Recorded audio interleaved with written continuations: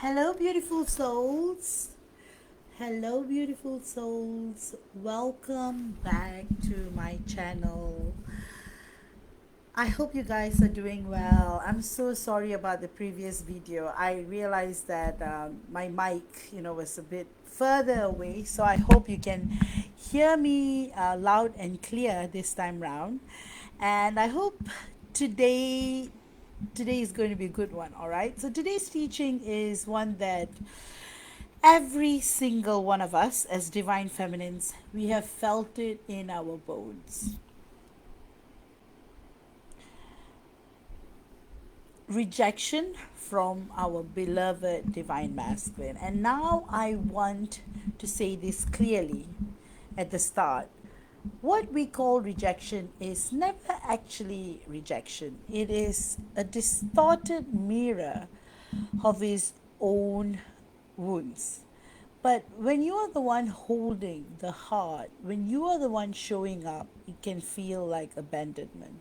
It can feel like betrayal, and it hurts like nothing else. So today, we are going to map up the exact pathway from the moment of him saying, I'm not interested, I don't want you, I don't like you, it's not working out, to the reality of a reunion that is authentic, healed, and deeply connected. Because that's the truth, it's not about union, it's about reunion. Because we are not here to go through this crisis, so let's look at the echo of past rejection. Let's start with the first stage, the echo of rejection. When our divine masculine pushes us away, says no, ghosts us, or tells us something final, like never again. And as the divine feminine, we will hear this as we will hear it as we are not good enough, we are unworthy of love, and will never be chosen. And what happens? This is when our inner child flares up. All right? Old wounds replay. We start thinking about the times when our parents may have withheld love, or we might have had a horrible time with love itself. Times when our friends may have abandoned us, times when we had a very horrible school teacher, times when the whole world may have criticized you or told you you're too much, you're too little, you don't belong. And if these wounds are left unhealed, they don't just stay as memories, they actively block our reunion. Why? Because our field begins to vibrate at the frequency of I'm not chosen. And that's exactly what our divine masculine mirrors back. So, how do we actually transmute pain into power? So, here's the turning point, right? As a divine feminine, we are not here to be stuck in victimhood. We are here to alchemize. So, how do we do this? So, step one, we shift the lens, instead of why did he reject me? Ask what wound in me is being exposed for healing. Step two, emotional alchemy. Rage becomes sacred anger that sets boundaries. Sadness becomes softness that turns into self love. Step 3, clarity. Rejection paradoxically helps you see what you will and will not accept. You stop begging, stop collapsing, and start standing. Rejection clarifies your standard. It makes you realize I'm not here for half love, 6:30 love. I'm here for reunion, and I'll embody that even if he isn't ready yet. So now we step into real healing, right? Every no from our divine masculine is an invitation to meet our inner child, the little girl who felt unwanted, unseen, unloved, you know, she doesn't need him, she needs you, you know. That's what's actually happening here. This is where shadow integration comes in. And I want you to ask yourself, where do I still carry guilt? Where do I still carry shame or unworthiness? Where do I collapse to prove I'm lovable? So this is when, you know, often when our divine masculine rejects us, not only do we go into a state of shock, but our whole nervous system starts to collapse, and then that is when we start to like. So that's the reason why when the shadow integration comes in, we need to pour compassion into those spaces. Forgive yourself for chasing. Forgive yourself for love bombing him or for doing things that were way too much. Forgive yourself. It's very, very important, because as divine feminines, we often replay, what if I was like this? What if I played hard to get? What if I, did this? What if I acted this way? What if I?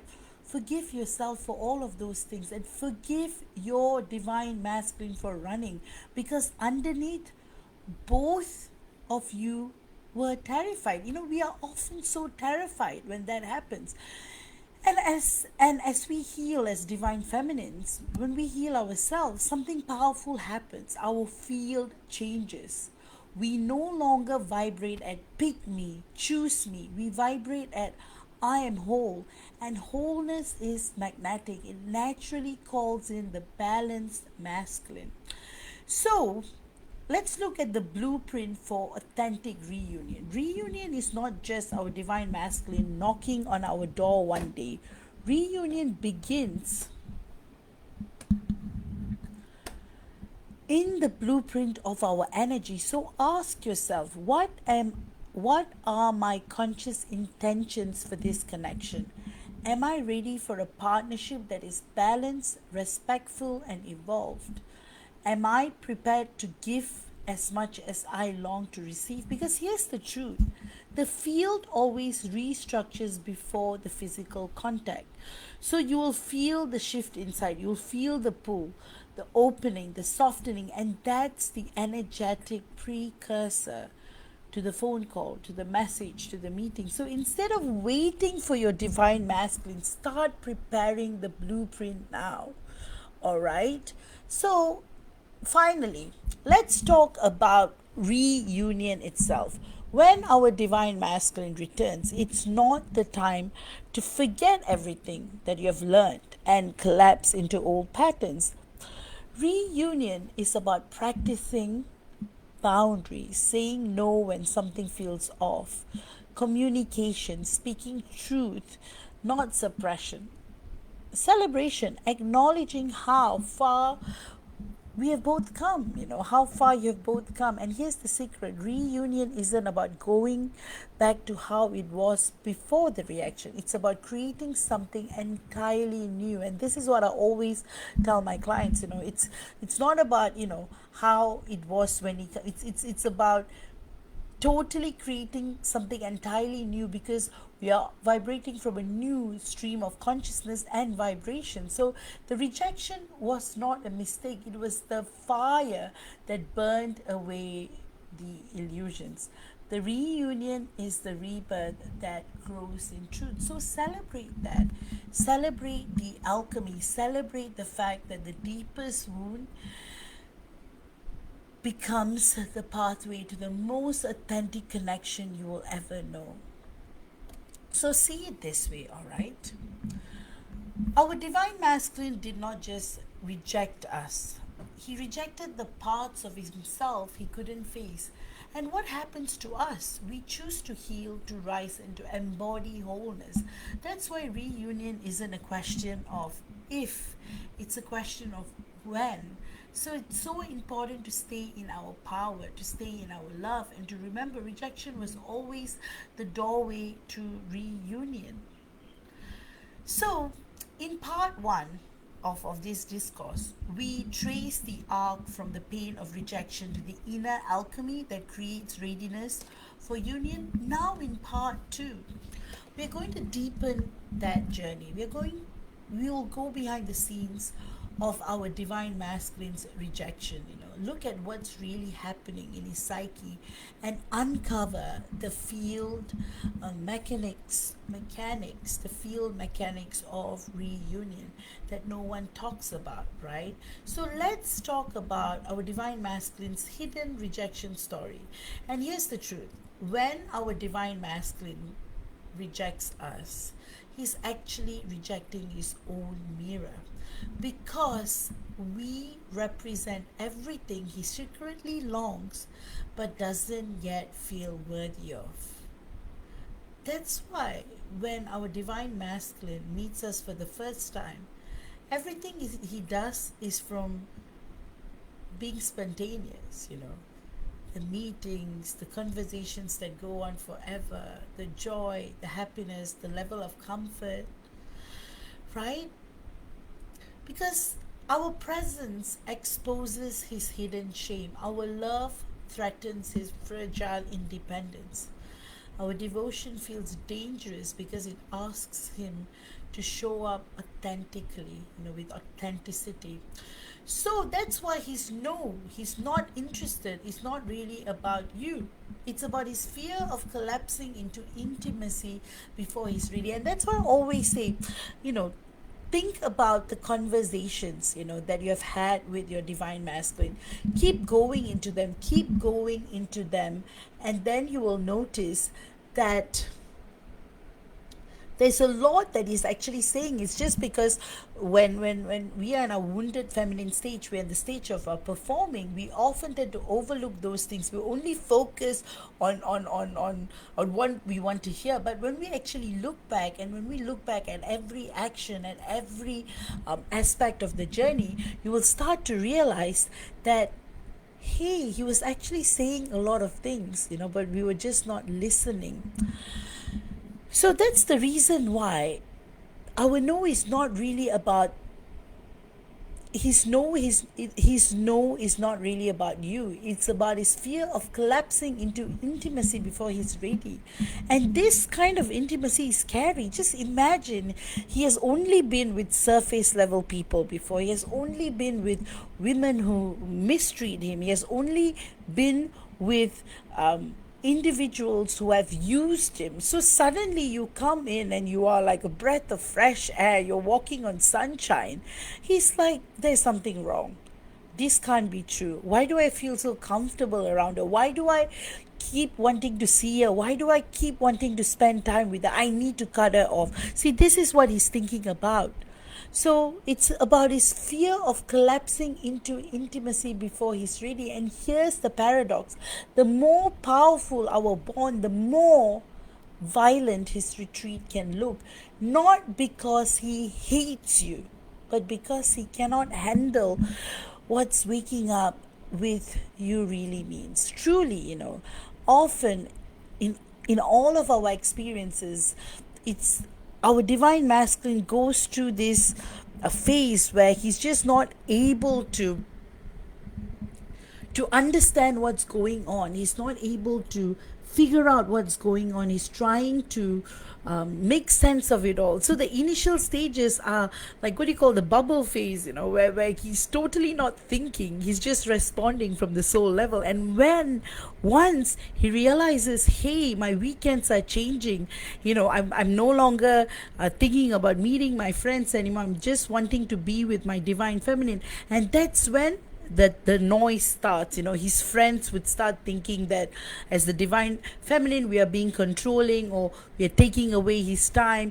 But what is actually happening is that they are not happy at the fact that he's extremely happy with you. And a lot of toxic friends or people may not be able to see this. So what they want to do is cut you off completely. So this is when the NPCs start coming in. This is when, category 1, the karmics start coming in, because the energy is too powerful. Whenever, even in unstable union, we are still, our energies, the third energy field is very, very, very powerful.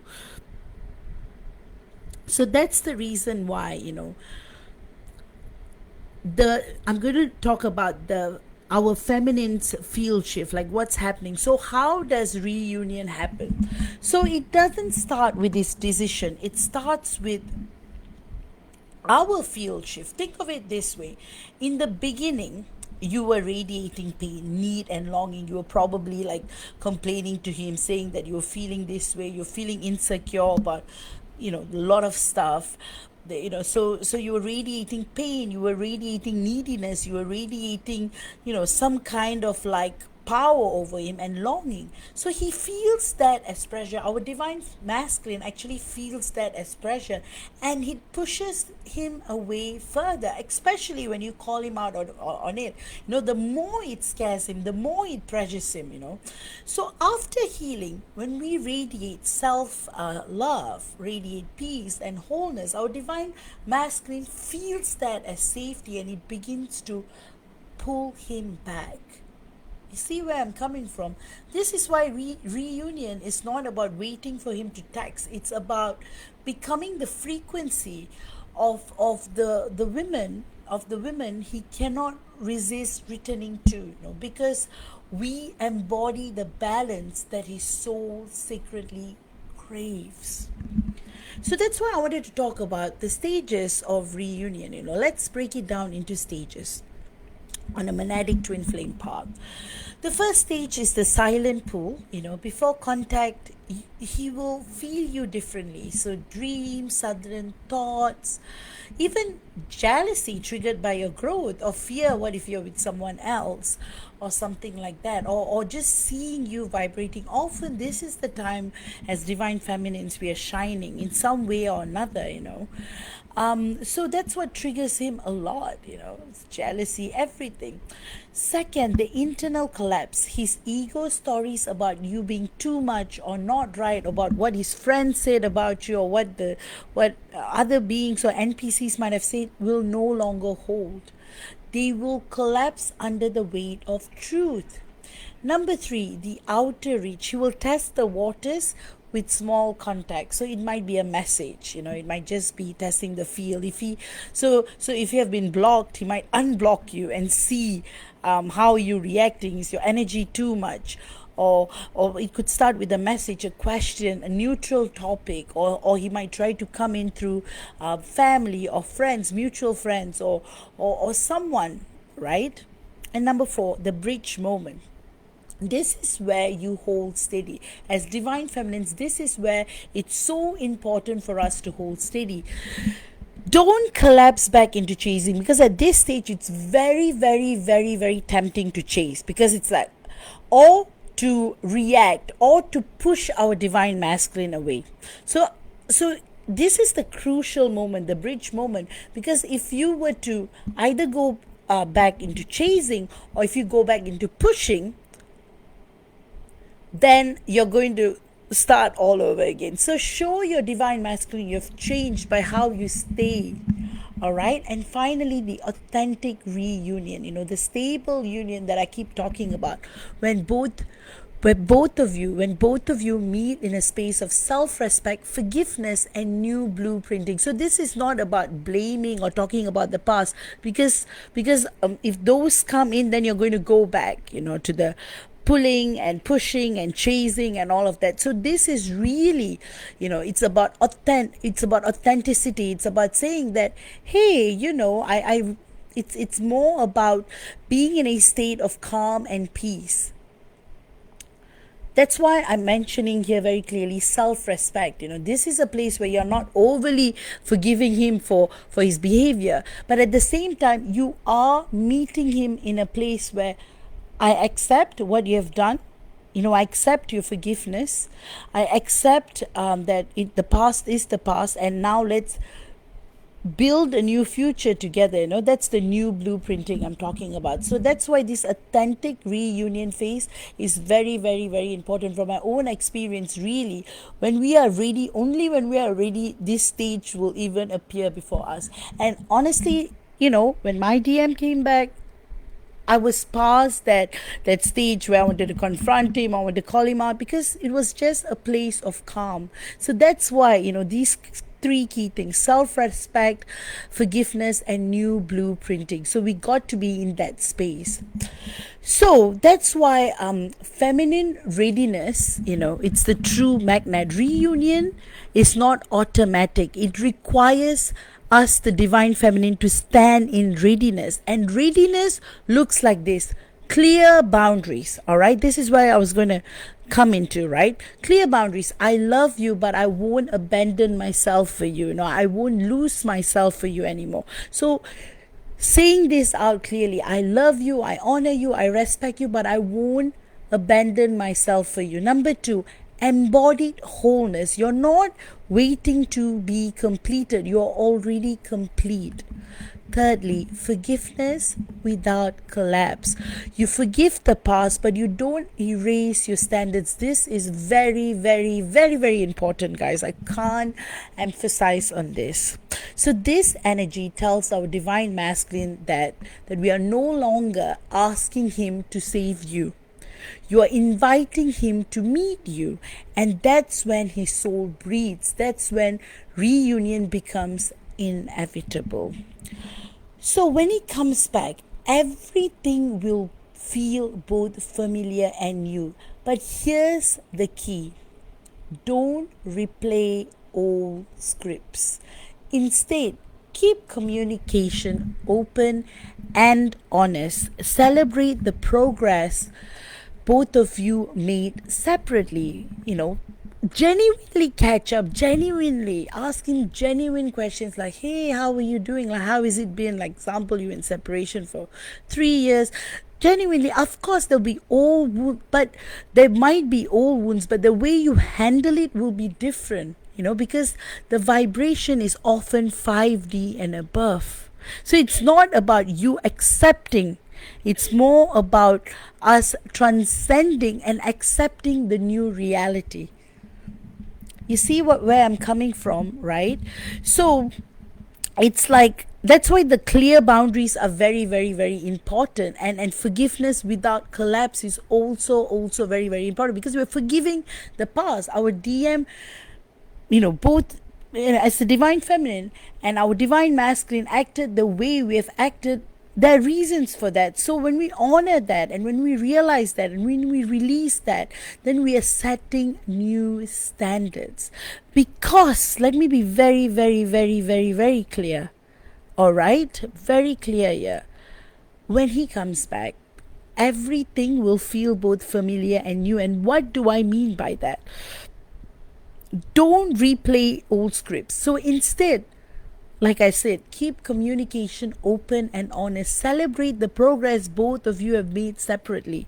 Genuinely, like truly in admiration from a higher vibrational state.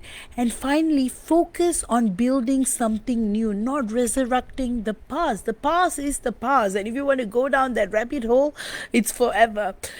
Because reunion is not about going back. It's about stepping forward into a partnership that is healing, balancing, and sacred. So let's anchor this. Our divine masculine's rejection was never about us. It was about him.